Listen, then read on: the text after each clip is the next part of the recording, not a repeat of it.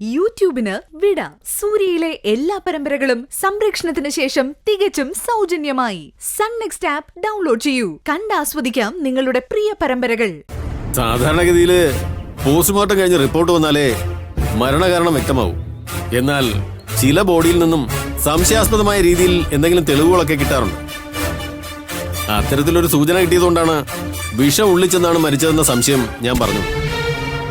പക്ഷേ അത് കേട്ടിട്ട് പ്രതി എന്ന് സംശയിക്കുന്ന ആളെ കൊണ്ട് മൊഴി മാറ്റി പറയിക്കാന്നൊക്കെ പറഞ്ഞാൽ വിശ്വസിക്കാൻ പറ്റുന്നില്ല.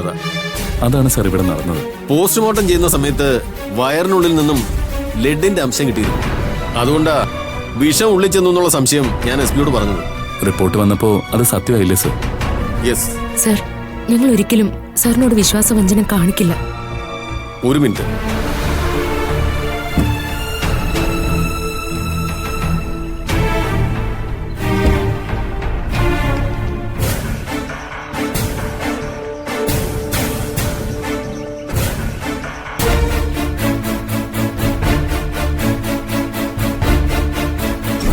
ധ്രുവന്റെ മരണകാരണം തലയിൽ തറച്ച ആണി കാരണമല്ലെന്നറിയാലോ. അറിയാം സർ. ഒരു പ്രത്യേകതരം പോയിസണാ ധ്രുവന്റെ മരണത്തിന് കാരണം.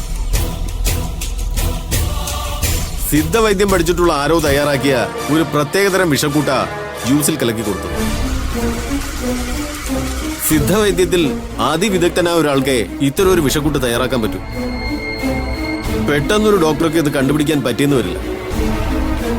4-5 വർഷം മുമ്പ് എറണാകുളത്ത് വെച്ച് ഇതുപോലൊരു കേസ് ഞാൻ പോസ്റ്റ്മോർട്ടം ചെയ്തിരുന്നു. ആ ബോഡിയിൽ ഞാൻ കണ്ടത് ഇതുപോലുള്ള സിംറ്റംസ് ആയിരുന്നു. അതുകൊണ്ടാ ഞാൻ വിഷം ഉള്ളിച്ചെന്ന് മരിച്ചതാകാനാണ് സാധ്യതയെന്ന് പറഞ്ഞു. പണ്ടൊക്കെ ചില നാട്ടുവൈദ്യന്മാര് തെരുവ് നായ്ക്കളെ കൊല്ലാനൊക്കെ ഇത്തരം ചില വിഷക്കൂട്ടുകൾ തയ്യാറാക്കിയിരുന്നു. അത്